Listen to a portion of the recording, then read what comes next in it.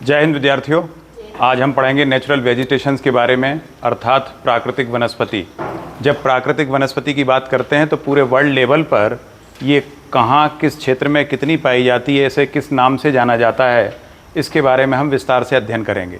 तो आइए सबसे पहले हम बात करें कि पूरे विश्व स्तर पर कितना वन क्षेत्र है, थोड़ा इसके बारे में हम समझने की कोशिश करते हैं। आज जो चैप्टर पढ़ा रहा हूँ ये यूपीएससी का प्रमुख चैप्टर है, natural vegetations, natural resources. UPSC में विशेष रूप से पूछा जाता है, एमपीपीएससी में भी है और एसआई में भी है। ये ऐसा एक चैप्टर है जो हर जगह हर क्लास में पूछा जाता है। तो सबसे पहले हम बात करेंगे कि पूरे विश्व में कितना वन क्षेत्र है। तो आइए सबसे पहले जहाँ तक वन क्षेत्र की बात है तो मैं आप लोगों को बता दूं कि पूरे विश्व में वन क्षेत्र वर्तमान में, पहले ये जाना है कि पूरी पृथ्वी का क्षेत्रफल कितना, मैं आपको पहले बता चुका हूँ। कितना है पृथ्वी का क्षेत्रफल, बताइए जल्दी से। पूरी पृथ्वी का क्षेत्रफल 51 करोड़ वर्ग किलोमीटर। पूरी पृथ्वी का क्षेत्रफल है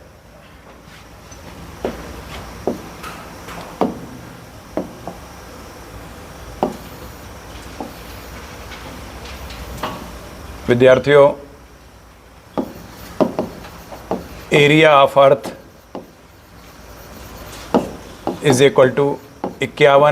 करोड़ स्क्वायर किलोमीटर। ये है पूरी पृथ्वी का एरिया। पूरी पृथ्वी के एरिया में 71% भाग पर पानी है, 29% भाग पर पार्थिव क्षेत्र हैं, टेरेस्ट्रियल एरिया है। तो अगर इन 29% भाग पर जो टेरेस्ट्रियल एरिया है वो लगभग 15 करोड़ वर्ग किलोमीटर है। यानी पृथ्वी के पार्थिव क्षेत्र, टेरेस्ट्रियल एरिया, अगर मैं टेरेस्ट्रियल एरिया की बात करूं,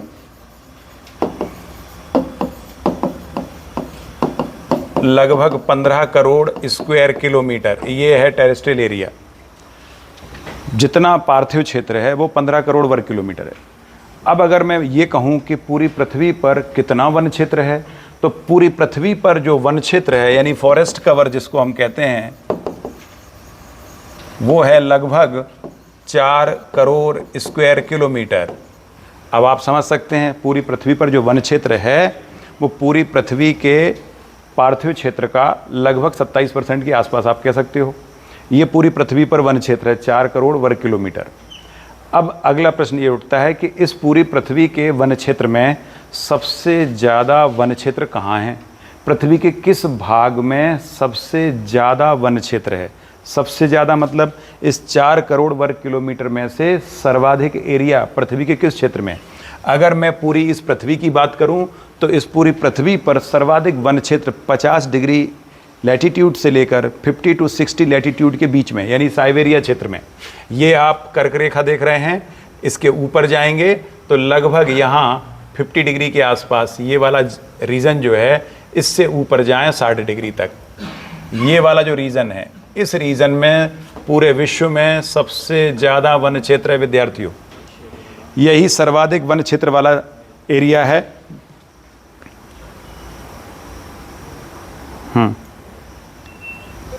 बेटा मैसेज करना, 300 मैसेज कर देना।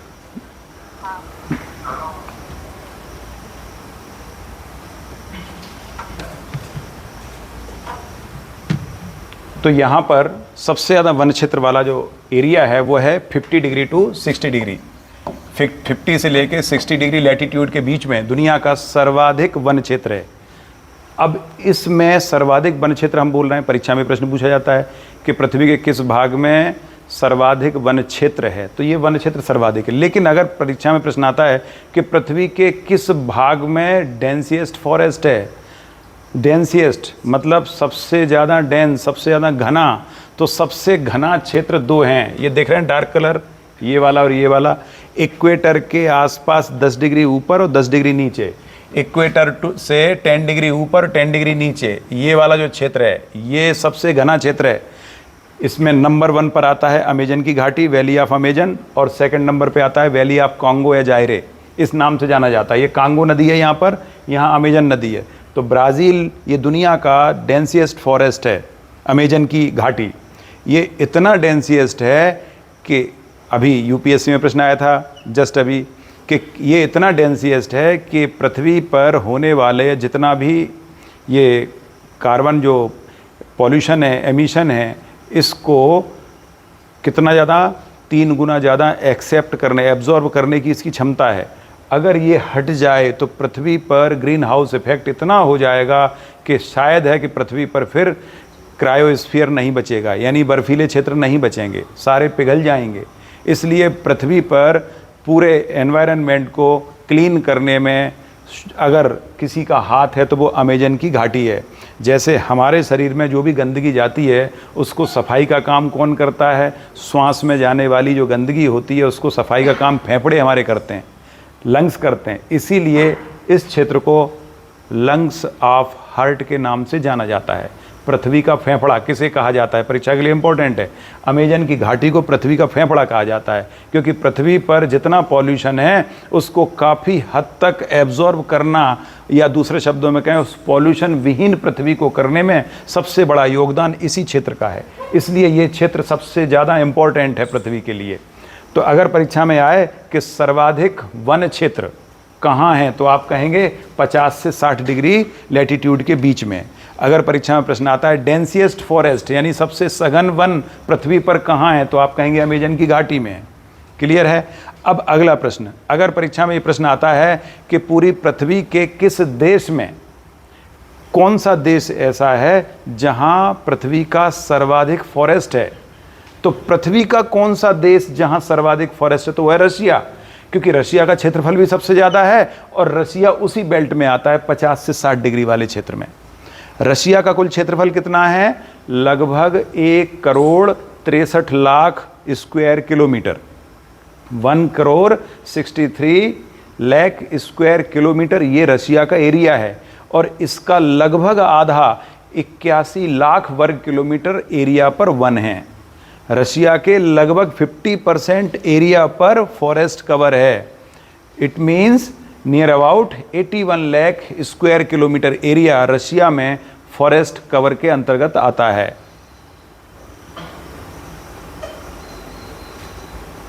तो दुनिया में सर्वाधिक वन क्षेत्र में largest forest area of world in which country? Russia. Next one, percentage wise maximum forest cover in which country? Percentage wise किसी देश के कुल क्षेत्रफल में वन क्षेत्र का योगदान कितना है? तो प्रतिशत की दृष्टि से सर्वाधिक वन क्षेत्र अगर कहीं है तो वो है सूरीनाम। ये क्षेत्र है, ये सूरीनाम यहां पर पड़ता है। सूरीनाम नामक देश में, दक्षिण अमेरिका के सूरीनाम नामक देश में 93% एरिया फॉरेस्ट कवर के अंतर्गत है। 93%, सूरीनाम का 93% एरिया फॉरेस्ट कवर है। तो प्रतिशत की दृष्टि से सर्वाधिक वन क्षेत्र सूरीनाम, एरिया की दृष्टि से सर्वाधिक वन क्षेत्र रशिया। क्लियर है? समझ में आई बात? प्रतिशत की दृष्टि से सूरीनाम 93%, देश की कुल भूमि जितनी है उसका 93% भाग पर फॉरेस्ट है, इसलिए ये सबसे ज़्यादा फॉरेस्ट, प्रतिशत फॉरेस्ट वाला, परसेंटेज फॉरेस्ट की दृष्टि से सर्वाधिक वन अगर कहीं है तो वो सूरीनाम में है। क्लियर हुआ यहाँ तक? अमेजन की घाटी बहुत ज़्यादा वन क्षेत्र है, सबसे ज़्यादा सघन वन क्षेत्र है, फिर भी ब्राज़ील के कुल एरिया का कितना भाग कवर करता है?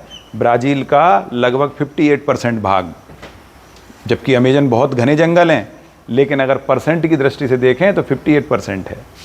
पूरी दुनिया का 1/5 फॉरेस्ट अकेले रशिया में है। अभी हमने जाना पूरे वर्ल्ड में कितना फॉरेस्ट है, लगभग 4 करोड़ स्क्वायर किलोमीटर में है, और रशिया में कितना है? 81 लाख। कितना हुआ? 20% हुआ कि नहीं हुआ? 1/5 हुआ ना। तो पूरी दुनिया का 20% फॉरेस्ट अकेले रशिया में है और लगभग 12% फॉरेस्ट अकेले ब्राज़ील में है। तो दो देश फॉरेस्ट एरिया की दृष्टि से सबसे आगे हैं, नंबर 1 पर रशिया और सेकंड नंबर पर ब्राज़ील। रशिया पूरे पृथ्वी का 10%, पूरे पार्थिव क्षेत्र का 10% और 20%, और ब्राज़ील 12%। तो इस तरह से अगर ब्राज़ील और रशिया का फॉरेस्ट दोनों मिला लिए जाएं तो पूरी पृथ्वी के फॉरेस्ट का 1/3 यही दो देश कवर करते हैं। क्लियर हुआ? हम जब इंडिया के बारे में पढ़ेंगे तब इंडिया के बारे में भी ये समझेंगे कि इंडिया में टोटल फॉरेस्ट कवर लगभग 24.5% है।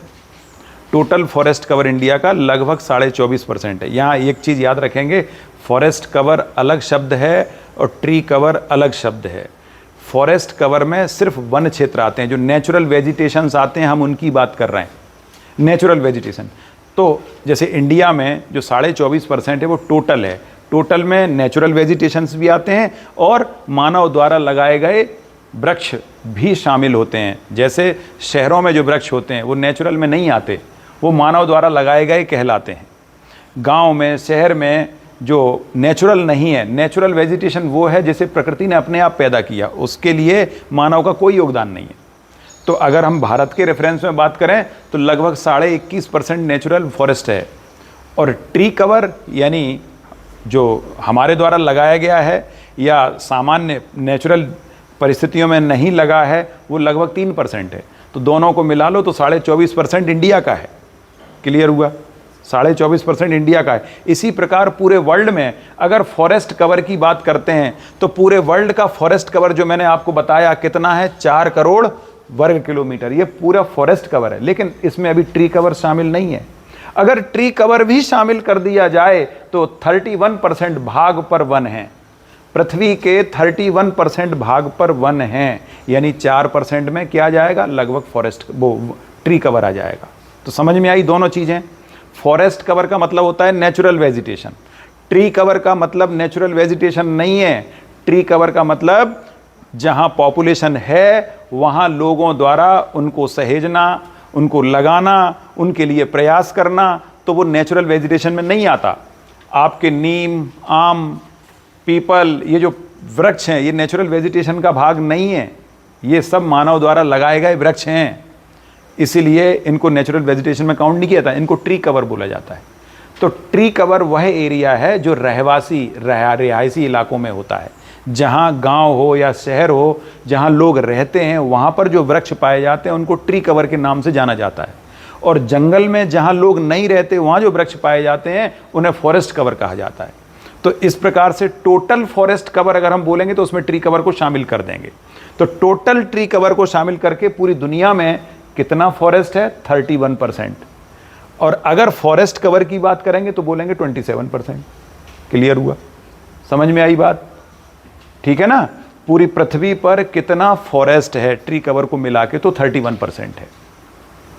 होना कितना चाहिए, 1/3 होना चाहिए, 1/3। ये नेचुरल रूल है कि 1/3 से कम नहीं होना चाहिए। अगर पृथ्वी को पॉल्यूशन रहित रखना है तो 1/3 फॉरेस्ट तो होना ही चाहिए, सब मिला के, ट्री कवर मिला के, यानी 33% होना चाहिए। इसका मतलब पूरी पृथ्वी पर अभी भी 2% कम है। क्लियर हुआ? इसी तरह से भारत में है 24.5%, होना कितना चाहिए, 33%।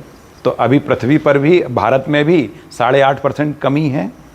इतना हम कमी से जूझ रहे हैं। इसीलिए हमने जो फॉरेस्ट पॉलिसी बनाई अपनी 1988 में, उसमें यही बात कही थी कि हम अपना जो फॉरेस्ट कवर है, टोटल फॉरेस्ट कवर, उसको 33% तक बढ़ाने का प्रयास करेंगे। ये हमारा टारगेट हमने बनाया था। दुनिया का कोई भी देश यही टारगेट बना के चलता है कि एटलीस्ट 33% तो फॉरेस्ट कवर होना ही चाहिए।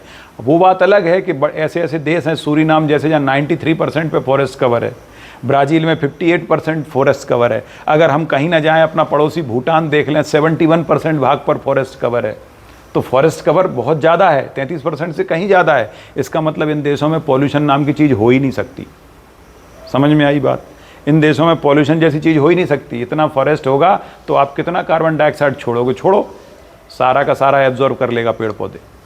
इसीलिए वृक्ष की कटाई से अब ज़्यादातर जब इंडस्ट्री, किसी भी देश में जब इंडस्ट्रियल डेवलपमेंट होता है तो सबसे बड़ा संकट क्या आता है, एक तो फॉरेस्ट काट दिए जाते हैं, ऊपर से इंडस्ट्री द्वारा कार्बन फुटप्रिंट ज़्यादा मात्रा में एमिट किए जाते हैं। कार्बन फुटप्रिंट मतलब होता है कार्बन पार्टिकल का एटमॉस्फेयर में रिलीज़ करना, इसको कार्बन फुटप्रिंट कहते हैं।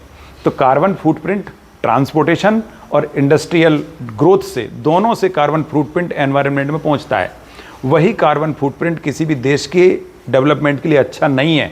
तो एक और तो हमारे पास 33% फॉरेस्ट कवर नहीं है, ऊपर से हम दिनों दिन अपना डेवलपमेंट के नाम पर ट्रांसपोर्टेशन और इंडस्ट्री को बढ़ाते चले जा रहे हैं। नतीजा, एनवायरनमेंट में कार्बन डाइऑक्साइड की मात्रा बढ़ जाएगी, और एनवायरनमेंट में कार्बन डाइऑक्साइड की मात्रा बढ़ने से न सिर्फ ग्रीन हाउस इफेक्ट होता, बल्कि कल मैंने आपको जो पढ़ाया था आईओडी पढ़ाया था ना, इंडियन ओशियन डाइपोल, इसके स्वभाव में भी परिवर्तन आ जाएगा। एल निनो लानिना के स्वभाव में भी परिवर्तन आ जाएगा। ये सारी चीज़ें कार्बन डाइऑक्साइड के कंसंट्रेशन पर निर्भर करती हैं। विशेष रूप से आईओडी में होने वाले परिवर्तन समय समय पर जो देखे जाते हैं, ये इसी का परिणाम है। तो बहुत सावधान रहने की ज़रूरत है। कार्बन डाइऑक्साइड अगर ज़्यादा मात्रा में वायुमंडल में फैलेगी तो उसका दुष्परिणाम आपको देखने को मिलेगा। ग्रीन हाउस इफेक्ट इसका एक दुष्परिणाम है, जंगल में लगने वाली आग इसी का दुष्परिणाम है, आईओडी का सिस्टम बिगड़ना इसी का दुष्परिणाम है, लानिना की घटना का बारंबार होना, ये भी कार्बन डाइऑक्साइड ज़्यादा मात्रा में वायुमंडल में जाने से ये सब चीज़ें होने वाली हैं। अब इसको रोका कैसे जाए, उसका एक ही तरीका है, फॉरेस्ट बढ़ाइए। फॉरेस्ट बढ़ाओगे तो पेड़ों की रेस्पिरेटरी सिस्टम का मुख्य भाग, मुख्य अंग, मुख्य आवश्यकता कार्बन डाइऑक्साइड है। पेड़ पौधे कार्बन डाइऑक्साइड एब्जॉर्ब करते हैं, ऑक्सीजन रिलीज करते हैं। इसीलिए लगातार कार्बन डाइऑक्साइड को एब्जॉर्ब करवाने के लिए घने पेड़ पौधे लगाए जाने की आवश्यकता है। तो हमने एक समरी जान ली, ब्रीफ जान लिया कि पूरे वर्ल्ड में किस तरह से कहाँ कहाँ किस प्रकार के कैसे कैसे वृक्ष डिस्ट्रीब्यूशन है।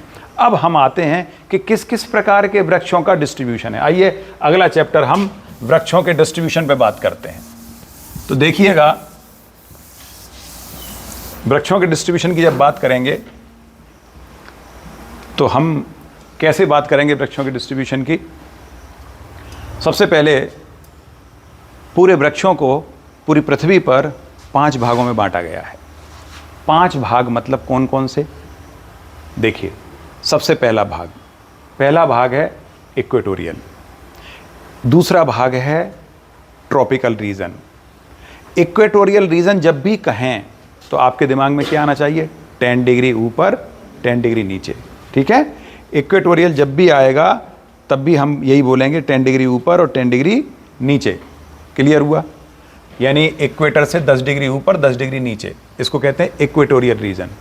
अगर हम कहें कि ट्रॉपिकल रीजन, इसका मतलब ट्रॉपिकल में इक्वेटर के ऊपर का 30 डिग्री तक का भाग, लगभग हमने सामान्य तौर पर मोटा मोटी पढ़ा था, कर्क रेखा से मकर रेखा के बीच के भाग को हम ट्रॉपिकल रीजन कहते हैं। लेकिन ये ट्रॉपिकल रीजन कर्क से मकर के बीच में है। तो अब मैं अगर वन क्षेत्र की बात करूं तो इस क्षेत्र में 2 प्रकार के वन क्षेत्र होंगे। नंबर 1 इक्वेटोरियल फॉरेस्ट और नंबर 2 आएगा ट्रॉपिकल फॉरेस्ट। तो ट्रॉपिकल फॉरेस्ट जितने भी होते हैं वो होते हैं डेसिडुअस, यानी पर्णपाती, वो वृक्ष पत्ते गिराते हैं। और इक्वेटोरियल जो वृक्ष होते हैं वो होते हैं एवरग्रीन, जो पत्ते नहीं गिराते, सदाबहार होते हैं। गिराते तो हैं लेकिन एक साथ नहीं गिराते, इसलिए पता नहीं चलता।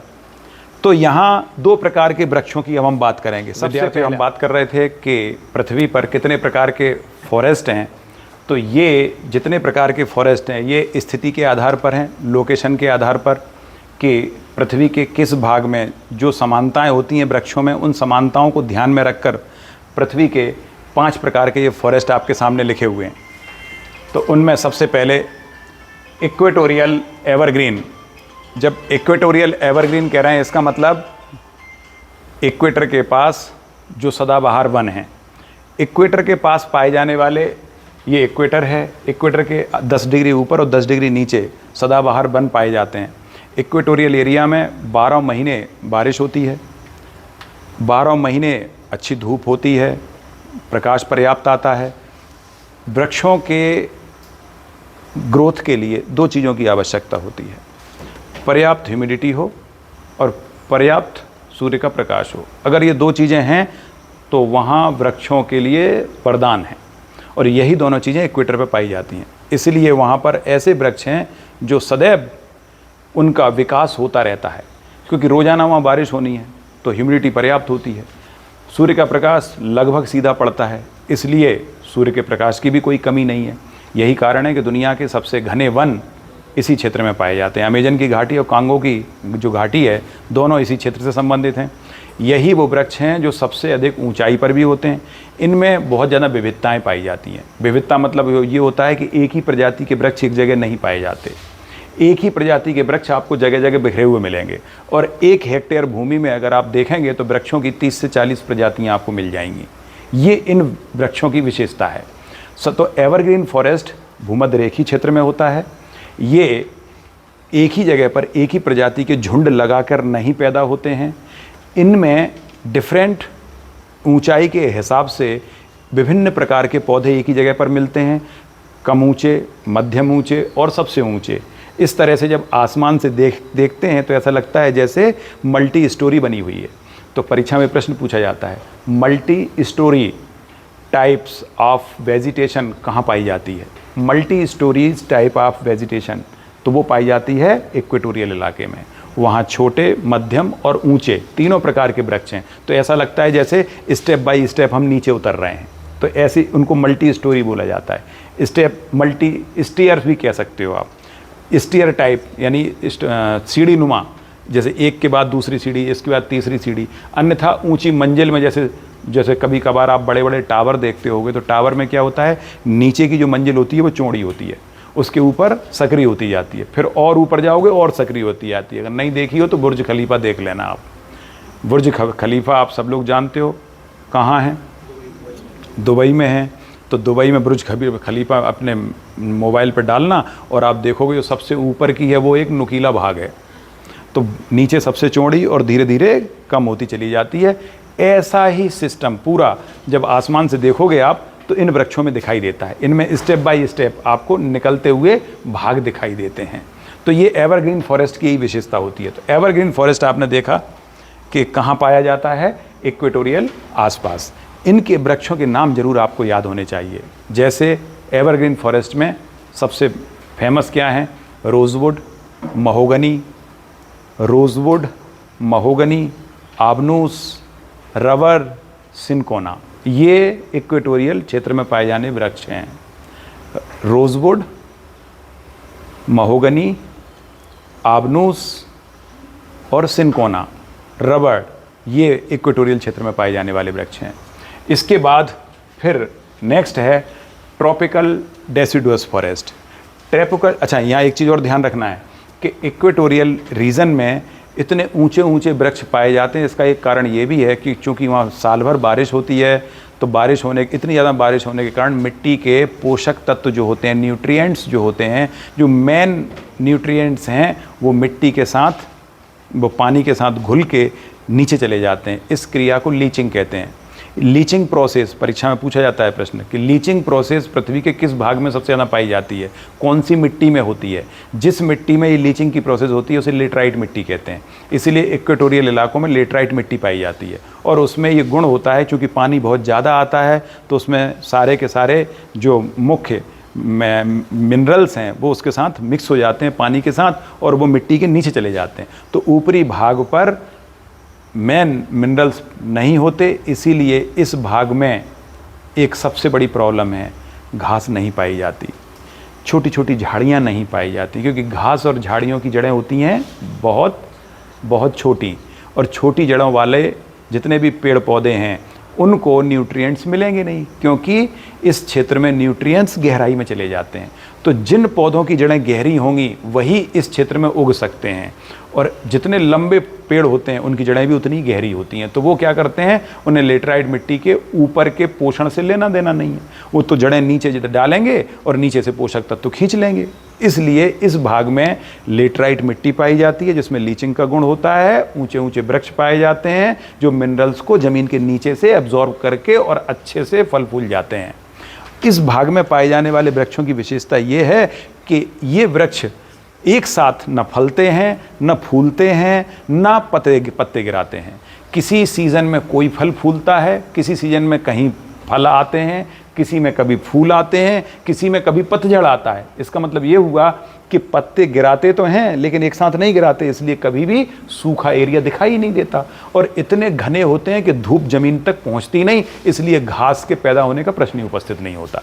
घास को धूप तो चाहिए और साथ में पोषक तत्व भी चाहिए, और लेटराइट मिट्टी है, न ऊपर पोषक तत्व हैं और ना ही धूप है, तो घास कैसे उगेगी? इसलिए परीक्षा में प्रश्न पूछा जाता है, ग्रास लेस लैंड अगर पृथ्वी पर कहीं है तो वो कहाँ है? ग्रास लेस लैंड, घास रहित भूमि किसे कहते हैं? इक्वेटोरियल भूमि को, पृथ्वी के भूमध्य रेखीय क्षेत्र को ग्रास रहित भूमि कहते हैं, घास विहीन भूमि कहलाती है। क्लियर हुआ? नेक्स्ट है ट्रॉपिकल डेसिडुअस। ट्रॉपिकल डेसिडुअस मतलब 10 डिग्री के ऊपर चलिए। अब आप अभी तो 10 डिग्री हमने ऊपर नीचे देखा, यहाँ और यहाँ तक देखा। अब ट्रॉपिकल रीजन तो ऊपर कर्क और मकर तक है ना, तो 10 डिग्री से लेके और लगभग 30 डिग्री तक, 10 डिग्री से 30 डिग्री। अब चूंकि कर्क रेखा तो 23.5 है, तो हम 30 क्यों बोल रहे हैं? क्योंकि वहीं तो गर्मी खत्म नहीं हो जाएगी ना, उसके थोड़ा ऊपर भी रहेगी, वो सब ट्रॉपिकल जोन है। ऊपर जाओगे 23.5 के ऊपर तो वो सब ट्रॉपिकल जोन है। इसलिए 10 डिग्री से 30 डिग्री के बीच में अक्सर ये वृक्ष पाए जाते हैं, जिन्हें कहते हैं ट्रॉपिकल डेसिडुअस। इन्हीं को मानसूनी वर्षावन कहते हैं, क्योंकि ये पाए ही उन्हीं क्षेत्रों में जाते हैं जहाँ मानसूनी प्रकृति होती है, मानसूनी जहाँ जलवायु पाई जाती है। अब आप देखिए, ये मानसूनी जलवायु आपको कहाँ मिलने वाली है? ये मानसूनी जलवायु मिलने वाली है पूरे India, China, Indonesia, Thailand, Laos, Vietnam, Cambodia, ये पूरे क्षेत्र, ये और नीचे ऑस्ट्रेलिया, ये मानसूनी वर्षा वाले क्षेत्र हैं। तो जहाँ जहाँ मानसूनी जलवायु पाई जाती है वहाँ मानसूनी वन होते हैं। इन्हीं को बोलते हैं ट्रॉपिकल डेसिडुअस या मानसूनी फॉरेस्ट। तो ये मानसून फॉरेस्ट, इंडियन फॉरेस्ट आ गए।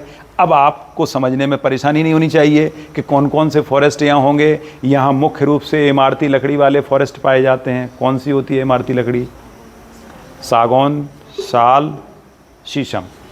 सागौन, साल और शीशम, ये तीनों इमारती लकड़ी हैं। इसके अलावा यहाँ अन्य वृक्षों में नीम, पीपल, जामुन, आम, चंदन, बरगद, ये वो वृक्ष हैं जो मानसूनी जलवायु क्षेत्र में पाए जाते हैं। तो ये तो आप बड़े आराम से लिख दो, इसमें तो कोई प्रॉब्लम है नहीं। तो ये कौन सा रीजन हो गया? 10 डिग्री से लेके 30 डिग्री के बीच में। अब 30 डिग्री के ऊपर चलते हैं। 30 डिग्री के ऊपर जाओगे तो लगभग 45 डिग्री के आसपास, 30 डिग्री के ऊपर जाइए 45 डिग्री के आसपास, तो वहाँ मिलेगा आपको। अब देखिए, यहाँ एक चीज़ ध्यान रखनी है, ट्रॉपिकल डेसिडुअस बोला, डेसिडुअस माने पतझड़ वाले। तो ये मानसूनी वृक्ष जो होते हैं ये पतझड़ वाले वन होते हैं। पतझड़ कहाँ होता है? ध्यान रखेंगे, पतझड़ कहाँ होता है, आपको तरीका बता रहा हूँ याद रखने का। ऐसे क्षेत्र जहाँ बारिश का सीज़न होता है, बारिश का सीज़न होता है मतलब जितने भी सीज़न होते हैं उनमें बारिश भी एक सीज़न है, 3 महीने 4 महीने सीज़न होता है। बारिश का सीज़न 2 प्रकार से होता है, गर्म क्षेत्रों में गर्मियों में बारिश होती है, ठंडे क्षेत्रों में सर्दियों में बारिश होती है। बहुत सिंपल है, याद रखना। गर्म क्षेत्रों में गर्मियों में बारिश, ठंडे क्षेत्रों में सर्दियों में बारिश। अब आप देखिए, ट्रॉपिकल जोन की बात करेंगे तो बारिश कब होगी? गर्मियों में। अगर हम टेम्परेट जोन की बात करेंगे तो बारिश कब होगी? सर्दियों में। तो यहाँ देखिए, यहाँ लिखा ट्रॉपिकल डेसिडुअस, यानी ट्रॉपिकल डेसिडुअस का क्या मतलब हो गया? ये गर्मी वाले क्षेत्र के पतझड़ वाले वन है। और नीचे लिखा टेम्परेट डेसिडुअस, इसका मतलब क्या हुआ? शीतोष्ण, यानी सर्दी नहीं, मॉडरेट, एकदम सर्दी नहीं, मॉडरेट। सर्द है, ठंडक है अपेक्षाकृत, ठंडा भी है गर्म भी है, तो मॉडरेट है। तो नॉर्मली हम कहते हैं हमारे यहाँ की तुलना में वहाँ ठंडी है। तो इन ठंडी वाले क्षेत्रों में अगर हम देखें तो टेम्परेट डेसिडुअस, यहाँ भी पतझड़ होता है, लेकिन यहाँ पतझड़ कब होगा? यहाँ जैसे हमारे यहाँ बारिश से ठीक पहले पतझड़ होता है, ऐसे वहाँ भी बारिश से ठीक पहले पतझड़ होता है। तो बारिश से पहले पतझड़, अब बारिश वहाँ कब होगी? सर्दियों में। तो सर्दियों से पहले पतझड़ होता है। क्लियर हुआ? सर्दियों से पहले पतझड़ होता है। अब जरा सोचिए, सर्दियों से पहले पतझड़ क्यों और गर्मियों से पहले पतझड़ क्यों? इसके पीछे वैज्ञानिक रीजन है, ऐसा नहीं कुछ भी, प्रकृति ने हर चीज बहुत सोच समझ के बनाई है। गर्मी वाले क्षेत्रों में पतझड़ कब होता है? गर्मियों से ठीक पहले। गर्मियों में क्या होता है? एवापोरेशन बहुत ज़्यादा होता है। एवापोरेशन बहुत ज़्यादा होगा तो वृक्ष को पानी कहाँ से मिलेगा? इसलिए वृक्ष क्या करते हैं? गर्मियों में पानी को बचाना चाहते हैं। गर्मियों में ज़्यादा वाष्पोत्सर्जन ना हो, एवापोरेशन ना हो, तो अपने पानी को बचाने के लिए पत्ते गिरा देते हैं, पुराने पत्ते। पुराने पत्तों को गिराने से क्या फ़ायदा? पुराने पत्तों में वाष्पीकरण ज़्यादा होता है, नए पत्तों में वाष्पीकरण नहीं होता। नए पत्तों में वाष्पीकरण कम होता है क्योंकि उनके छिद्र अपेक्षाकृत छोटे होते हैं और अभी रोए टाइप के होते हैं, उनमें नए नए रोए आते हैं। जबकि पुराने में रोए नहीं होते, रोएं झड़ चुके होते हैं। रुएं समझते हो ना, ये हमारे शरीर पे जो छोटे छोटे बाल होते हैं, और बाल जहाँ होते हैं वहाँ छिद्र होता है। अगर ये बाल हटा दिए जाएं तो क्या होगा, शरीर से वाष्पीकरण ज़्यादा होगा, होगा कि नहीं? अगर ये बाल हटा दिए जाएं तो शरीर से वाष्पीकरण ज़्यादा होगा, और वाष्पीकरण ज़्यादा होगा तो डिहाइड्रेशन हो जाएगा। महिलाएं ज़्यादा डिहाइड्रेट होती हैं, इसी कारण से उनके शरीर पर बाल कम पाए जाते हैं। पुरुषों के शरीर पर बाल ज़्यादा होने से डिहाइड्रेट नहीं होती बॉडी ज़्यादा, पसीना ज़्यादा नहीं निकलता। क्लियर हुआ? गंजे लोगों को पसीना बहुत आता है। खाना खाएं तो आप देखिए, खाना खाते समय जितने गंजे लोग होते हैं उनके शरीर से, सर से पानी ऐसे टपकता है, इस दुनिया की सबसे ज़्यादा मेहनत यही कर रहे हैं। होता है कि नहीं? ये होता है, आम बात है। तो ऐसा क्यों होता है? उसके पीछे रीज़न यही है, क्योंकि सर पे बाल नहीं है, लेकिन जो रोम छिद्र हैं वो तो बने हुए हैं। रोम छिद्र हैं, बाल हट गए हैं। बाल क्या करते हैं, पसीने को बाहर निकलने से रोकते हैं। और अगर बाल नहीं होंगे तो पसीना निर्बाध रूप से टपकेगा, तो टपाटप नीचे गिरेगा। और बाल वाला व्यक्ति खाना खाएगा तो उसके शरीर से पसीना टपकता हुआ नज़र नहीं आएगा। लेकिन गंजा आदमी खाएगा तो लगातार अच्छी अच्छी बूंदें, लगातार धार बन जाएगी। तो आप देखिए, आपके घर में आपके पिताजी, भाई मेरे जैसे आपके पिताजी होंगे, तो उनके अगर वो गंजे हों तो उनके चांद पर आप देखिए पसीना कितनी जम के आता है। तो उस पसीने का कारण यही है, कुछ और नहीं, क्योंकि बाल हट चुके हैं ना, जो अवरोधक था पसीने का वो हट गया है, इसलिए बाष्पोत्सर्जन बहुत तेज़ी से हो रहा है। खाना खाते समय अपने जबड़े की सारी मांसपेशियां वर्क करती हैं, तो ये बहुत बड़ी एक्सरसाइज होती है खाना खाना। उस एक्सरसाइज के कारण पसीना आना एक स्वाभाविक प्रक्रिया है। सेम यही चीज़ वृक्षों के साथ होती है। जो पुराने वृक्ष होते हैं उनसे बहुत तेज़ी से वाष्पोत्सर्जन होता है, इसलिए वृक्ष अपनी पुरानी पत्तियों को गिरा देते हैं और नई पत्तियां ले आते हैं। नई पत्तियों की क्या विशेषता होती है, जैसे नए बच्चे को जो पोषाहार दिया जाता है उसे कम पोषण आहार की ज़रूरत होती है, और पुराना व्यक्ति है, अधेड़ है, उसको ज़्यादा खाने की ज़रूरत होती है। मेहनत भी कम करता है, खाता भी ज़्यादा है। बच्चा मेहनत ज़्यादा करता है, खाता कम है। देखा कि नहीं आपने? बच्चा दिन भर साइकिलिंग करता है, कभी देखा हो 6 महीने का बच्चा, 4-6 महीने का, वो दिन भर पाँव चलाता है, और पीता क्या है, केवल माँ का दूध। आहार के नाम पर माँ का दूध ही उसके लिए वरदान है। और जैसे जैसे व्यक्ति का शरीर बड़ा होता है वैसे वैसे उसको ज़्यादा भोजन की ज़रूरत पड़ती है। जवानी में मेहनत कर ले तो ठीक, नहीं तुम में से तमाम निकम्मे हैं जो खाली दिन भर घर में बैठे रहते हैं, एक्सरसाइज तक नहीं करते। बहुत सारे हैं, मुझे पता है अच्छे से। पापा मम्मी कहते हैं थोड़ी एक्सरसाइज कर आओ तो कष्ट हो जाता है। होता है कि नहीं? तो ये कष्ट होता है, इसलिए इसका मतलब आप एक नंबर के निकम्मे हो। आप खाते तो हो लेकिन उसको पसीने के रूप में बाहर निकालते नहीं हो। नतीजा क्या होता है, आपकी बॉडी खराब हो जाती है। आप जवानी में ही तमाम बीमारियों से ग्रसित हो जाओगे। तो आपको इसीलिए बोला जाता है कि एक्सरसाइज कीजिए। आप खा तो रहे हो, जम के दबा के खा रहे हो, तो उस हिसाब से एक्सरसाइज भी कीजिए आप। अगर एक्सरसाइज नहीं करोगे तो बीमारियों से ग्रसित हो जाओगे। सेम यही चीज़ पेड़ पौधों के साथ होती है। जितने भी पेड़ पौधे जिनके पत्ते पुराने हो जाते हैं उनके साथ ये बहुत बड़ी समस्या है कि वो एवापोरेशन ज़्यादा करते हैं। इसलिए पेड़ पौधे गर्मियों से पहले ही अपने पत्ते गिरा देते हैं, और पत्ते गिरा के टेंशन फ्री हो जाते हैं। फिर नई नई कोपल आती हैं, तो जितने देर में ये काम होता है उतने दिन का उनका वाष्पीकरण का पानी बच गया। जब पेड़ पत्तियां नहीं होंगी कि वाष्पीकरण कहाँ से होता है, एवापोरेशन पत्तियों से, और पत्तियां नहीं रहेंगी तो एवापोरेशन कहाँ से होगा, कहीं से नहीं।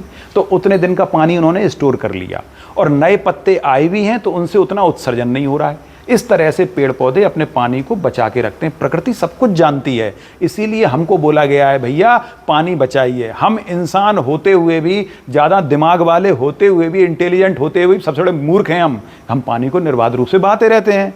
हम उसका महत्व ही नहीं समझते। और पेड़ पौधे देखिए, प्रकृति आपको सब सिखाती है कि हमें किस तरह से पानी को कंजर्व करना चाहिए। प्रकृति आपको सब सिखा रही है, तो आप प्रकृति से सीखिए। ठीक इसी प्रकार सर्दियों में अब प्रश्न उठता है, चलो यहाँ तो समझ में आया, ट्रॉपिकल रीजन में ये बात हमको समझ में आती है कि यहाँ पेड़ पौधे गर्मियों से पहले पत्ते क्यों गिरा देते हैं, बोले पानी को सेव करना है। अब बात आती है सर्दी वाले इलाकों में तो पानी सेव नहीं करना है। टेम्परेट क्षेत्र में डेसिडुअस फॉरेस्ट क्यों है, वहां तो सर्दियों में बारिश होती है, सर्दियों में बारिश होती है। हमारे यहाँ गर्मियों के बाद बारिश होती है, तो सर्दियों से पहले ही पत्ते गिरा देते हैं। क्यों गिरा देते हैं? वहां सर्दियां आने से जस्ट पहले पत्ते गिराते हैं। क्यों? वहां पत्ते गिराने की क्या जरूरत है? वहां गिराते हैं इसलिए क्योंकि वहां बारिश के साथ साथ स्नोफॉल होता है। बारिश के साथ स्नोफॉल होता है। अगर पेड़ पौधों की पत्तियों पर स्नो इकट्ठी हो जाएगी तो जाइलम फ्लोएम क्रियाएं रुक जाएंगी। इसलिए पत्ते गिरा देते हैं कि ताकि स्नो पेड़ पर इकट्ठी ना हो पाए, वो नीचे गिर जाए। और स्नो को नीचे गिरा देते हैं, स्नो ज्यादा मात्रा में इकट्ठी नहीं होती, कम से कम स्नो उन पर इकट्ठी हो, इसलिए पेड़ पौधे गिराते हैं, अपने पत्ते गिरा देते हैं। तो यही कारण है कि वहां पतझड़ सर्दी से पहले आता है और हमारे यहां पतझड़ गर्मी से पहले आता है। क्लियर हुआ? समझ में आई बात? अब अगली बात आती है कि यहां कौन से ऐसे पेड़ पौधे हैं। टेम्परेट डेसिडुअस जोन जो है, यहां ऐसे कौन से पौधे वृक्ष होते हैं? उनमें है मैपिल, ऐश,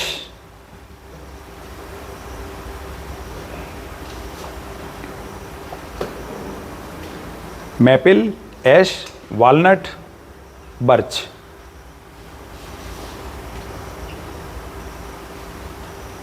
और भोजपत्र, सबसे इंपॉर्टेंट भोजपत्र।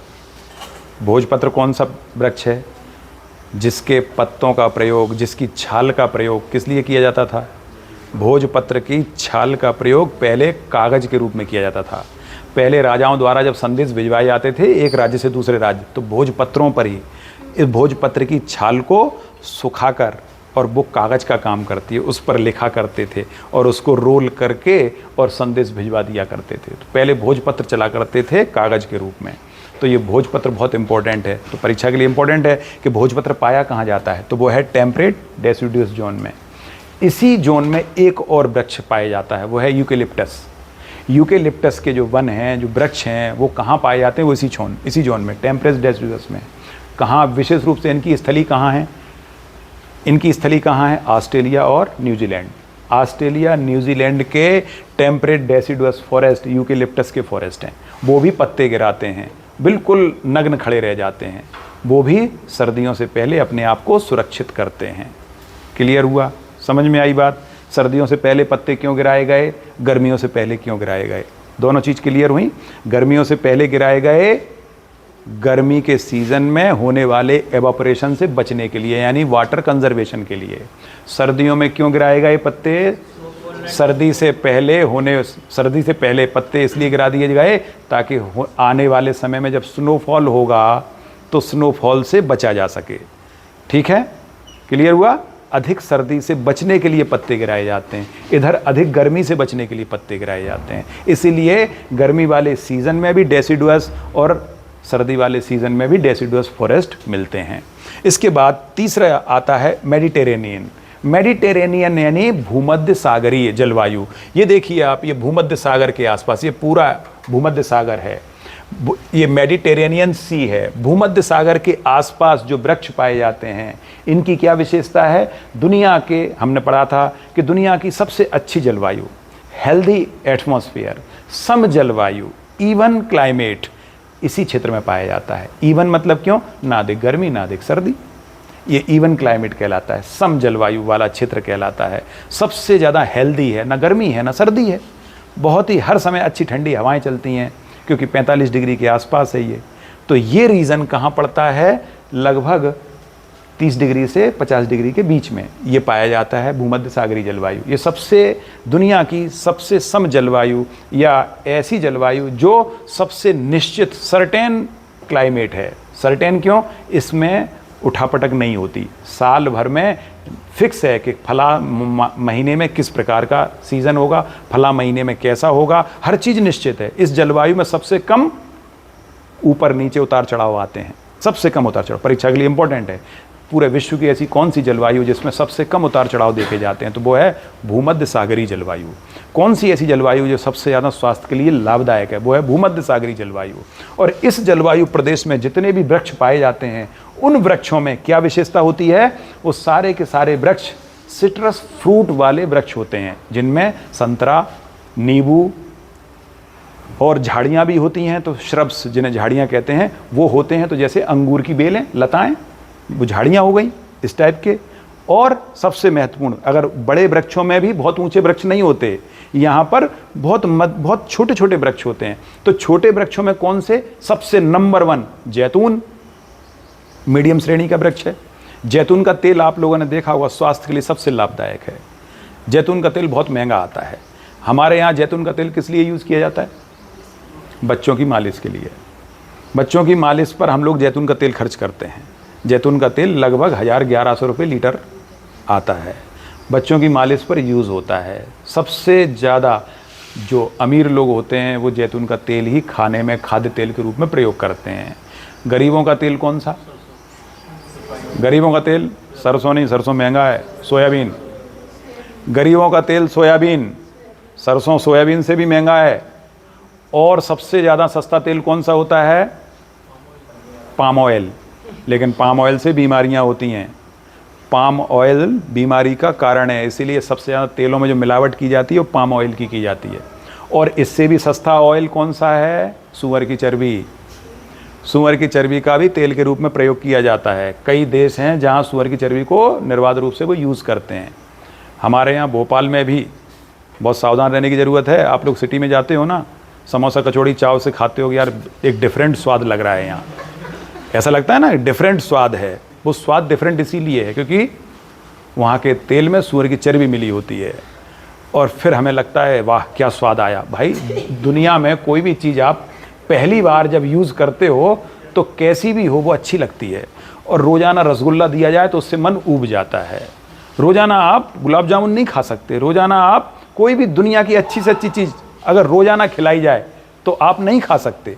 लेकिन ऐसी चीज़ जो आपने कभी ना खाई हो वो पहली बार खिलाई जाए तो आपको अच्छी लगेगी। एक राजा के बच्चे को रूखी रोटी दे दी जाए अचार के साथ, इतना दबा के खाएगा उस दिन ऐसा लगेगा उसके सारे 56 भोग छोड़ देगा वो, क्योंकि उसने सूखी रोटी कभी अचार से खाई ही नहीं। तो जब पहली बार खाएगा तो उसको बहुत अच्छी लगेगी। जब तुमने ज़िंदगी में कभी खाना नहीं पकाया, अगर पहली बार पिकनिक पे ले गए और वहाँ तुमसे बोले जाओ लकड़ियाँ बीन के लाओ और खाना बनाना है, तो तुम दिन भर मेहनत करोगे तो भी तुम्हें एंजॉय महसूस होगा। लेकिन रोज़ कहा जाए, मम्मी के साथ तो जरा सा झाड़ू पोछा करने में भी कष्ट होता है। अगर मम्मी कहते हैं थोड़ा सा बर्तन साफ कर दो तो दिक्कत होती है। लेकिन पिकनिक मनाने एक दिन जाते हो तो उस दिन बड़े इंटरेस्ट से काम करते हो, क्योंकि प्रकृति का नियम है। आप अच्छे से अच्छा, आपको माहौल दिया जाए, अच्छे से अच्छा भोजन दिया जाए, आपको रोज़ अच्छा नहीं लगेगा। लेकिन हटके कोई चीज़ हो तो बहुत अच्छी लगती है। तो दुनिया में हर चीज़ हटके इंसान चाहता है। तो मैंने तेल के आपको बहुत सारे उदाहरण दिए। तो जैतून जो तेल है वो भूमध्य सागरीय जलवायु में पाया जाता है।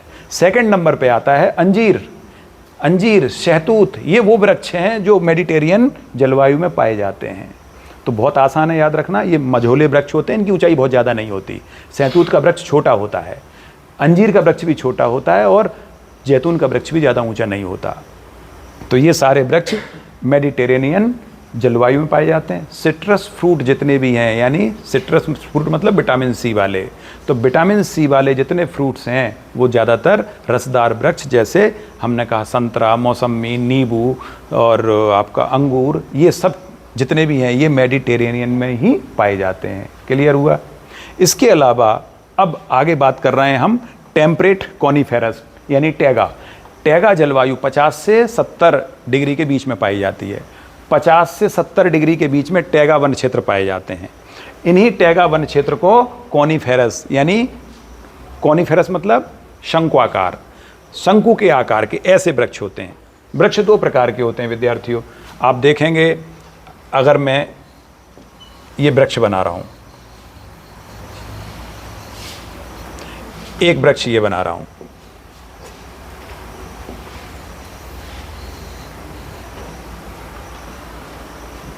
ये ट्रॉपिकल क्षेत्र के वृक्ष हैं, ये टेम्परेट क्षेत्र बल्कि उससे ऊपर तक के वृक्ष हैं, या टेम्परेट के सबसे ऊंचे भाग में पाए जाते हैं। दोनों में फ़र्क क्या है? ट्रॉपिकल क्षेत्र में बहुत ज़्यादा गर्मी होती है, धूप बहुत ज़्यादा आती है, तो वृक्ष ऊपर लेवल पे ही पूरी धूप को छाता के रूप में ढक लेता है, धूप को नीचे नहीं आने देता। क्यों नहीं नीचे आने देता? अगर धूप नीचे तक आ गई तो पूरा वाष्पोत्सर्जन नीचे तक होगा। तो धूप से बचाने के लिए, ताकि एवापोरेशन कम से कम हो, पानी बचाए रखना है, इसलिए इस तरह की आकृति अपनाते हैं वृक्ष। ये ट्रॉपिकल जोन में होता है। ये सर्दियों वाले क्षेत्र में जहाँ स्नोफॉल होता है, वहाँ इस तरह से जब स्नोफॉल होगा तो इस पर गिरेगा तो नीचे गिर जाएगा आसानी से, ये गया नीचे। तो ये कॉनीफेरस जो वृक्ष होते हैं, ये स्नोफॉल से बचने के लिए इस तरह की आकृति बनाते हैं। इनकी पत्तियां नुकीली सुईदार होती हैं। नुकीली वृक्ष क्यों होती हैं? ताकि इनके पास पानी की वैसे ही कमी होती है। इनके पास पानी तो है नहीं, वहाँ ह्यूमिडिटी बहुत कम मात्रा में पाई जाती है। तो जितना भी है वाष्पीकरण से इन्हें क्या करना है, वो तो बचा के रखना ही है। साथ में एक चीज़ और है, नोकदार अगर पत्ती होती है तो उस पर जब स्नो गिरती है तो तेज़ी से पिघल के वो नोक से नीचे गिर जाती है। अगर पत्ती नोकदार नहीं होगी तो स्नो पिघलेगी भी तो काफ़ी देर तक उस पर बनी रहेगी, तो उस पर ना रहे पत्ती पर, इसलिए नोक से सीधे नीचे गिर जाती है। तो इस तरह के वृक्ष ये कॉनिफर वृक्ष कहलाते हैं। इनकी विशेषता है स्प्रूस। कौन कौन से वृक्ष हैं इसमें? स्प्रूस है, चीड़ है, देवदार है, फर, सिल्वर फर, डगलस फर, ये इन वृक्षों की विशेषताएं हैं। स्प्रूस, देवदार, चीड़, सिल्वर फर, डगलस फर। और यही वृक्ष हिमालयन क्षेत्रों में या ऊंचे पर्वतीय क्षेत्रों में भी पाए जाते हैं। जिस तरह की जलवायु यहाँ है, ठंडी जलवायु, अगर यही ठंडी जलवायु आपको देखनी है तो आप ट्रॉपिकल रीजन में भी देख सकते हो। आपको पर्वतों के ऊपर चढ़ना पड़ेगा। पर्वतों के ऊपर चढ़ जाइए आप लगभग 2500 मीटर के ऊपर, तो आपको ये वृक्ष मिलना शुरू हो जाएंगे। तो यही जलवायु जो ऊपर वाली टैगा जलवायु है, ये पर्वतीय क्षेत्रों में भी पाई जाती है। ये परीक्षा के लिए इंपॉर्टेंट है कि टैगा जलवायु पृथ्वी के किस भाग में पाई जाती है। तो सबसे पहले आप कहोगे 50 से 70 डिग्री वाले क्षेत्र में। सबसे पहले कहोगे आप 50 से 70 डिग्री वाले क्षेत्र में। और दूसरा कहाँ पाई जाती है? 50 से 70 वाले में तो पाई जाती है, और दूसरी कहाँ? पर्वतों के ऊपर हर जगह, पर्वतों के ऊपर हर जगह पाई जाती है ये, चाहे वो शीतोष्ण कटिबंधीय क्षेत्र हो अथवा ट्रॉपिकल क्षेत्र हो, यानी उष्णकटिबंधीय हो, सब जगह पर्वतों के ऊपर। जैसे हमारे यहाँ हिमालय के ऊपर है तो एंडीज पर्वत के ऊपर भी मिल जाएगी आपको, एटलस पर्वत के ऊपर भी मिल जाएगी अगर ऊंचाई उतनी है तो। क्लियर हुआ? तो ये हर जगह पाई जाती है। इसकी क्या विशेषता होती है? इस लकड़ी की एक विशेषता होती है, इस लकड़ी में बहुत ज़्यादा सॉफ्टनेस होती है, और सॉफ्टनेस होने के कारण इसका प्रयोग लुगदी बनाने में किया जाता है। माचिस की जो तीली होती है उसको बनाने में किया जाता है। इसलिए जो माचिस का उद्योग है वो इस क्षेत्र में फलेगा फूलेगा। कागज़ उद्योग भी इस क्षेत्र में फलेगा फूलेगा, क्योंकि जो पेड़ वृक्ष हैं उनकी लकड़ी बहुत सॉफ्ट होती है। तो परीक्षा के लिए इम्पोर्टेंट है कि कागज़ उद्योग सबसे ज़्यादा किस क्षेत्र में फलता फूलता है, या कौन सा वन क्षेत्र कागज़ उद्योग के लिए वरदान है। तो आप कहेंगे टैगा या टेम्परेट कॉनिफेरस, ये वो क्षेत्र है जहाँ कागज़ उद्योग सबसे ज़्यादा फलता फूलता है।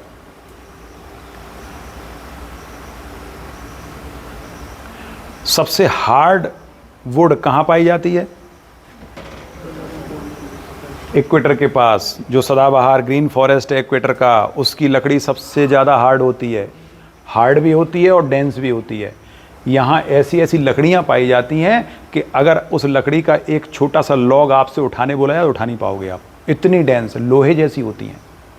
ऐसी लकड़ियाँ पाई जाती हैं, लोहे जैसी, उनको बजाओगे ना टन टन आवाज़ आती है, मेटल जैसी आवाज़ आती है। ऐसी लकड़ियाँ मिलती हैं, इतनी हार्ड। इसीलिए परीक्षा में एक प्रश्न पूछा जाता है, ऐसे कौन से फॉरेस्ट हैं जिनका किसी भी प्रकार से इंसान द्वारा दोहन नहीं किया जा सका? तो वो इक्वेटोरियल ग्रीन फॉरेस्ट हैं। इनका दोहन इंसान द्वारा नहीं किया जा सका। कारण क्या रहा? क्यों इंसान ने इनका दोहन नहीं कर पाया? क्योंकि इतने ज़्यादा डेंस हैं कि इनके नीचे सूर्य का प्रकाश तक नहीं पहुंचता। जरा सोचो कितना अंधेरा छाया रहता होगा, घनघोर अंधेरा, इतने घने वृक्ष, और उनमें भी बहुत सारी जानवरों की प्रजातियां। अंदर घुसे भरोसा नहीं है कितने अंदर जा पाओगे आप। वापस तो आने का कोई गुंजाइश है ही नहीं, लेकिन कितनी अंदर जा पाओगे ये भी नहीं कह सकते आप। थोड़े से अंदर गए, ग्रीन एनाकोंडा मिल गया, देखते ही बेहोश हो गए। हाँ, दुनिया का सबसे बड़ा सांप ग्रीन एनाकोंडा यहीं पाया जाता है, अमेजन के जंगलों में, सबसे खतरनाक। जब मैं केबीसी एक्सपर्ट बन के गया था तब मेरे से ये प्रश्न पूछा था, वहाँ जो कंटेस्टेंट बैठे थे उन्होंने मेरे से प्रश्न पूछा था कि उससे प्रश्न पूछा गया केबीसी में कि सबसे बड़ा, दुनिया का सबसे बड़ा सांप कहाँ पाया जाता है? तो ऑब्जेक्टिव में ये क्षेत्र था, या कौन सा सबसे बड़ा सांप होता है, शायद ये था। सबसे बड़ा सांप दुनिया का सबसे बड़े सांप का नाम क्या है, तो उसमें एनाकोंडा भी था और ग्रीन एनाकोंडा भी था। तो ग्रीन एनाकोंडा सबसे बड़ा होता है, इसकी लंबाई लगभग 20 से 25 फीट तक होती है, 20 से 25 फीट आराम से होती है, और इसकी मोटाई लगभग 1 फीट तक होती है। इतना मोटा होता है ये सांप। ये बड़े बड़े जानवरों को सीधा निगल जाता है। तो ये चबाता नहीं है, इसको चबाने में इंटरेस्ट नहीं है, ये सीधा अपने शिकार को पेट में रखता है और फिर आराम से कुछ दिन डला रहता है, धीरे धीरे अंदर ही अंदर पचता रहता है मटेरियल। तो ये ग्रीन एनाकोंडा इसी जंगल में पाया जाता है, अमेजन के जंगलों में। जब मैं एक्सपर्ट बन के गया था तो मेरे से 4 प्रश्न पूछे गए थे कंटेस्टेंट द्वारा। 4 एपिसोड में बैठा था, 4 मेरे से प्रश्न पूछे गए, मैंने 3 के सही जवाब दिए थे, 1 गलत हो गया था। और जो गलत हो गया मैंने उसको बोला भी था मैं श्योर नहीं हूँ, तो अभी उसे लगा शायद एक्सपर्ट बोल रहा है तो सही होगा। गलत हो गया, ऊपर से नीचे आ गया। बाद में फिर मेरे को गाली दिया होगा, वो बात अलग है, लेकिन मैंने बोल दिया था भाई मैं श्योर नहीं हूँ। तो चलिए, तो समझ में आई बात। क्या बोला मैंने कि जितने भी घने जंगल हैं वहाँ पर कठोर लकड़ी पाई जाती है। वहाँ व्यावसायिक लकड़ी क्यों नहीं होती? क्योंकि उनका व्यावसायिक दोहन नहीं किया जा सकता। क्यों नहीं किया जा सकता? क्योंकि वहाँ एक ही प्रजाति के वृक्ष एक साथ नहीं मिलते। कोई वृक्ष यहाँ है तो दूसरा वृक्ष थोड़ी बहुत दूरी पर है, वही प्रजाति के वृक्ष एक साथ नहीं मिलते। और यहाँ व्यावसायिक दोहन क्यों आसानी से हो जाता है? क्यों यहाँ एक ही प्रजाति के वृक्ष बहुत ज़्यादा पाए जाते हैं। कॉनीफेरस जो वृक्ष होते हैं वो एक ही प्रजाति के एक साथ झुंड में रहते हैं, इसलिए उनका व्यावसायिक दोहन किया जा सकता है। कमर्शियल एक्सप्लॉयटेशन तभी किया जा सकता है, नहीं तो नहीं किया जा सकता। दूसरी बात, जितने डेसिडुअस फॉरेस्ट हैं, 2 डेसिडुअस फॉरेस्ट आपने देखे, ट्रॉपिकल डेसिडुअस और टेम्परेट डेसिडुअस, इन दोनों में क्या फ़र्क है?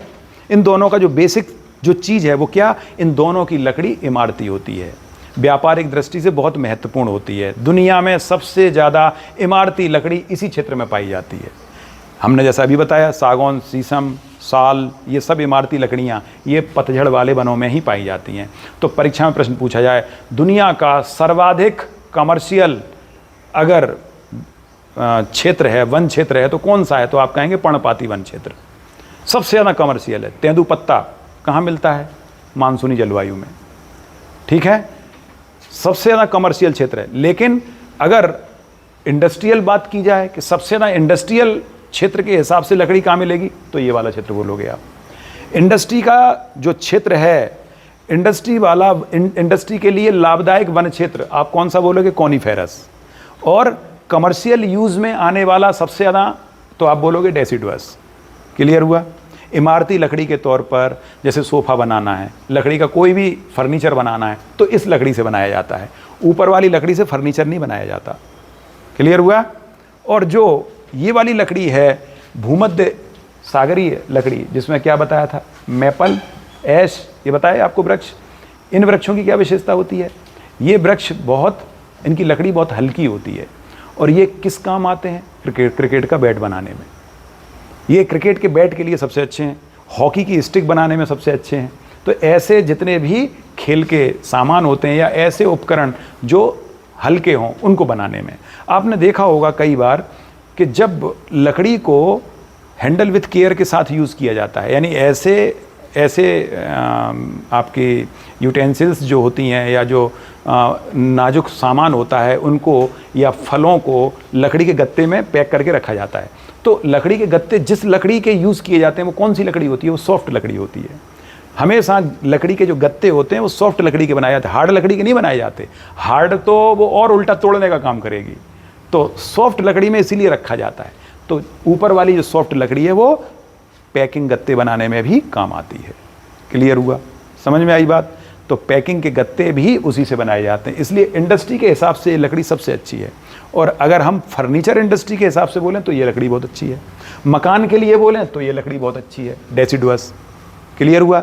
सारे प्रकार के फॉरेस्ट मैंने आपको समझा दिए। अब लास्ट में आता है एक टुंड्रा फॉरेस्ट।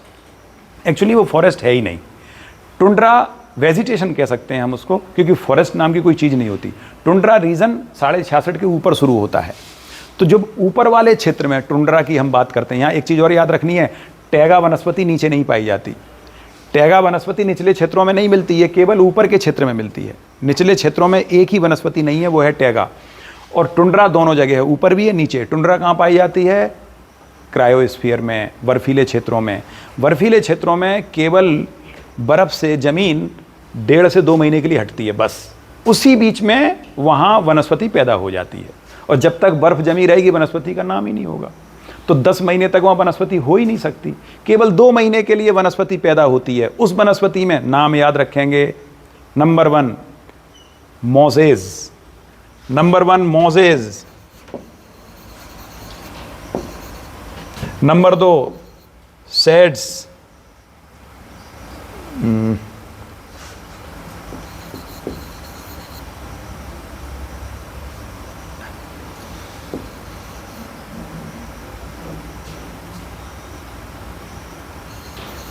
थोड़ा स्पेलिंग में हो सकता है आगे पीछे कंफ्यूजन हो, सेड्स, नंबर 3 लाइकेन। ये 3 वनस्पतियां आप याद रखेंगे, मोजेज, सेड्स, लाइकेन। ये तीनों वनस्पतियां कहाँ मिलती हैं? टुंड्रा वनस्पति के रूप में। टुंड्रा वनस्पति मतलब बर्फीले क्षेत्रों में पाई जाने वाली वनस्पति। तो ये वनस्पति कैसी होती है? ये या तो छोटी छोटी झाड़ियाँ या फिर काई के रूप में छोटी छोटी घास जो काई का काम करती है। इसके अलावा और कौन सी मिलेगी? फफूंद, फफूंद, छोटी छोटी जो आपकी फंजाई वाली जो छोटी छोटी घास है वो आपको मिल जाएगी, वो इस क्षेत्र में मिलेगी, टुंड्रा क्षेत्र में। क्लियर हो गया? अब इसके बाद हम बात करते हैं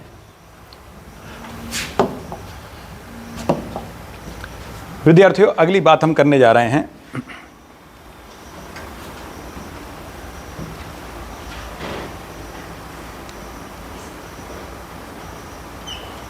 पूरी दुनिया में अगर हम जलवायविक या स्थानीय परिस्थितियों को ध्यान में रखें तो स्थानीय जलवायविक कंडीशंस जैसी होती हैं तो स्थान स्थान के हिसाब से अलग अलग प्रकार की वनस्पतियां पाई जाती हैं। तो लोकेशन की दशा को ध्यान में रखकर जितने प्रकार की वनस्पतियां होती हैं वो वनस्पतियां 8 प्रकार की हैं। ये 8 आपको बहुत अच्छे से याद रखना है। नंबर 1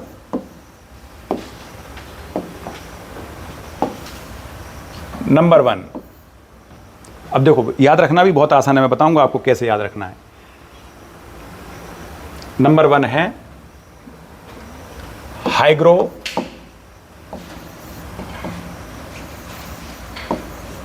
हाइग्रोफाइट। नंबर 2 ट्रोपोफाइट, आप नोट कर लेंगे।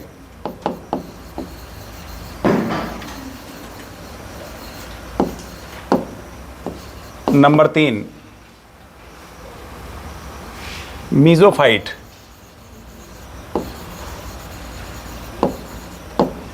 नंबर 4, हिंदी वाले भी यही नाम लिखेंगे, कोई हिंदी में अलग से नहीं है। Number 4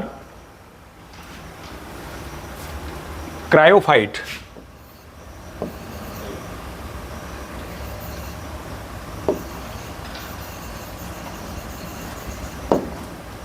number 5 hydrophyte.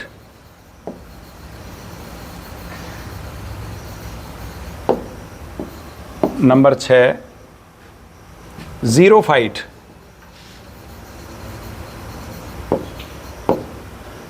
Number 7 halophyte.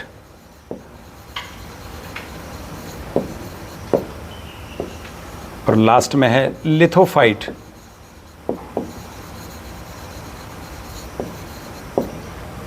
आठ प्रकार की वनस्पतियां पाई जाती हैं पूरे विश्व में। पूरे विश्व में 8 प्रकार की वनस्पतियां। नंबर 1 ट्रोपोफाइट।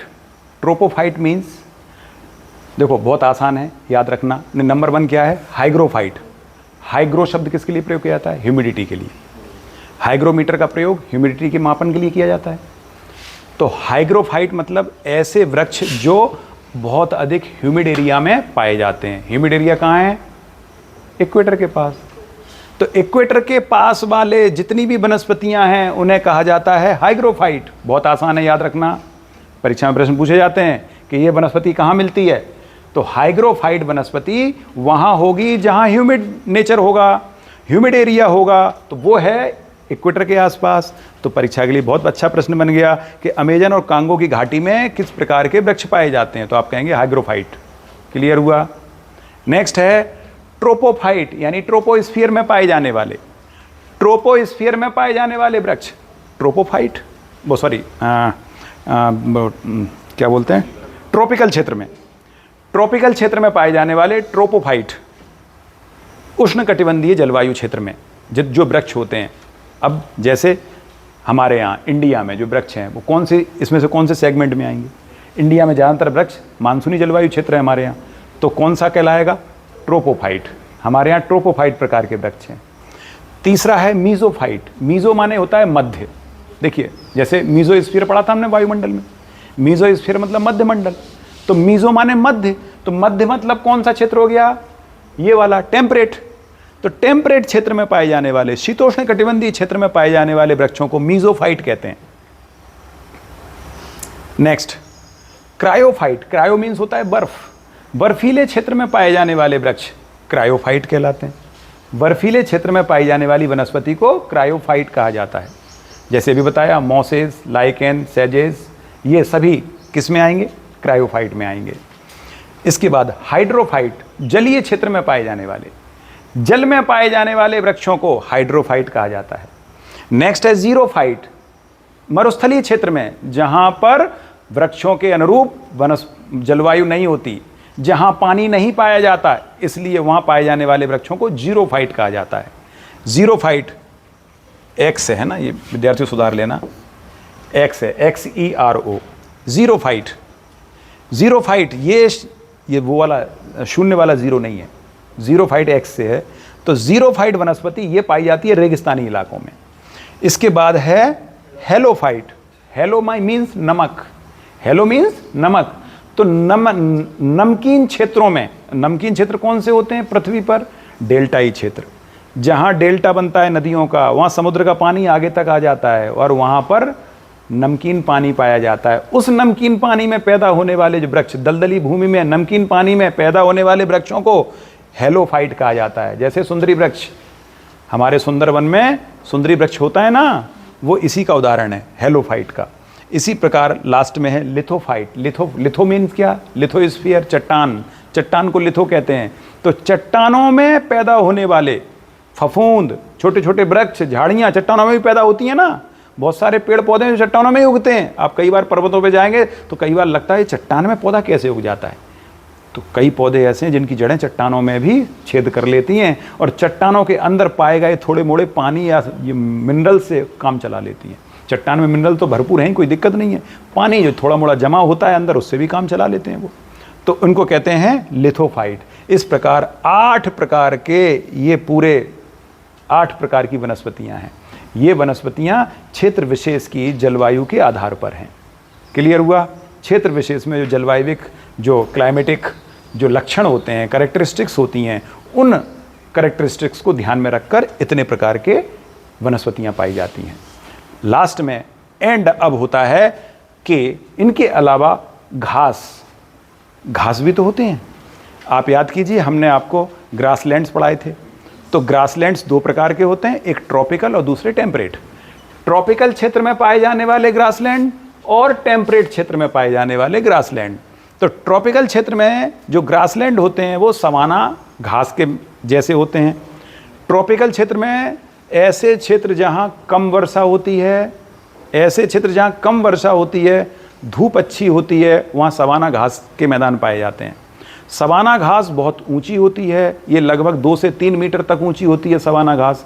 और इतनी ऊंची घास कहाँ उगती है? जहाँ पानी कम होता है। ऐसी घास कठोर होती है, ऊंची होती है, जड़ें बहुत गहरी होती हैं, क्योंकि इस क्षेत्र में क्या है? लेटराइट मिट्टी है, इसलिए लेटराइट मिट्टी में ये बड़े आराम से पैदा हो जाती है। छोटी घास यहाँ पैदा नहीं हो सकती, ऊंची घास पैदा होगी। ठीक है, तो सबसे पहले घास रहित क्षेत्र कौन सा था? इक्वेटोरियल। उसके ऊपर का जो सवाना घास क्षेत्र है, सवाना तुल्य जलवायु प्रदेश आपने पढ़े थे, कहाँ से? 10 डिग्री से लेके 20 डिग्री के बीच में सवाना घास के मैदान, ये सवाना घास है, ये तो ये सवाना घास के मैदान जहाँ जहाँ पाए जाते हैं। इसके अलावा सवाना घास के मैदान जब अफ्रीका में पाए जाते हैं तो सवाना कहलाती है, या सूडान जल घास, सूडान में मुख्य रूप से अफ्रीका के सूडान में पाई जाती है। जब यही घास उत्तर दक्षिण अमेरिका में पाई जाती है, दक्षिण अमेरिका में से 3 नामों से जाना जाता है, वेनेजुएला, और लानोस के पास वेनेजुएला के पास लानोस, वेनेजुएला के पास लानोस, और अमेजन नदी की घाटी में सेल्वास, और अमेजन घाटी के ऊपर के मैदानों में कैंपास। ये 4 हो गए। और 5वां नाम है ऑस्ट्रेलिया में डाउन्स। ऑस्ट्रेलिया में डाउन्स, दक्षिण अमेरिका में 3 नाम हो गए, लानोस, कैंपास, सेल्वास, 3 नाम हो गए। यहां वहां हो गया डाउन्स, यहां हो गया सवाना। ये सब हैं 5 उष्णकटिबंधीय ग्रासलैंड हैं। ये टेम्परेट ग्रासलैंड के नाम से जाने जाते हैं, उष्णकटिबंधीय घास के मैदान। इसी प्रकार शीतोष्ण कटिबंधीय घास के मैदान, शीतोष्ण कटिबंध में चलेंगे हम, तो शीतोष्ण कटिबंध में घास के मैदान का आइडियल फॉर्म स्टेपी। जैसे उष्ण कटिबंध का आइडियल फॉर्म सवाना, ऐसे ही शीतोष्ण कटिबंध का आइडियल फॉर्म है स्टेपी। स्टेपी यानी छोटी छोटी कोमल घास, उसको स्टेपी कहते हैं। ये यूरेशिया क्षेत्र में विशेष रूप से पाई जाती है, यूरोप और एशिया वाले भाग में स्टेपी। इसी को अमेरिका में प्रेरीज कहते हैं। अगर हम अमेरिका में देखेंगे तो इसको प्रेरीज कहते हैं। यहां पर ये प्रेरी है, प्रेरीज, यहां स्टेपी, यहां लानोज, यहां पर कौन सी, सेल्वास, सेल्वास, यहां कैंपास। नेक्स्ट डाउन्स, और यहां सवाना। क्लियर? स्टेपी जैसी प्रेरीज, स्टेपीज। इसके अलावा और कौन सी? शीतोष्ण कटिबंधीय घास के मैदानों में वेल्ड, ये रहे वेल्ड, इस क्षेत्र में वेल्ड। इधर कैंटरबरी, ये कहलाते हैं शीतोष्ण घास के मैदान। ठीक है। और एक और है यहां अर्जेंटीना में, यहां पैम्पास। ये हैं घास के मैदान। तो कुल मिला के विद्यार्थियों, हमने घास के मैदान भी समझ लिए, हमने सभी प्रकार की प्रजातियां समझ ली वनों की। कितने प्रकार की? 8 प्रकार की प्रजातियां हो सकती हैं। हमने वनों के वो प्रकार भी पढ़ लिए जो विभिन्न जलवायु क्षेत्रों में पाए जाते हैं, उनके बारे में भी हमने अध्ययन कर लिया। हमने ये भी अध्ययन कर लिया कि किस प्रकार के वृक्ष कहाँ और क्यों पाए जाते हैं, इसके बारे में भी हमने डिटेल पढ़ा। आज का चैप्टर बहुत इम्पोर्टेंट है, बहुत अच्छे से पढ़िएगा। इससे अगर प्रश्न आया तो मेरा दावा है जितना मैंने पढ़ाया इससे बाहर नहीं जाएगा। सारी चीज़ें आपसे बन जाएंगी अगर आपने बहुत अच्छे से पढ़ा है तो। बहुत ही इम्पोर्टेंट प्रश्न है, किसी भी प्रकार का प्रश्न आ सकता है। मैंने हर आस्पेक्ट से ये पूरा चैप्टर आपको बताने की कोशिश की। तो मैं आशा करता हूँ कि आपको समझ में आया होगा। और शेष एक बार वीडियो ज़रूर देखा करो, मैं बार बार कह रहा हूँ, एक बार वीडियो ज़रूर देखा करो, आपका पूरा कंप्लीट रिवीजन हो जाएगा। नोट्स बनाना है तो वीडियो देख के आप नोट्स बना लीजिए। क्लियर है? चलिए, जय हिंद।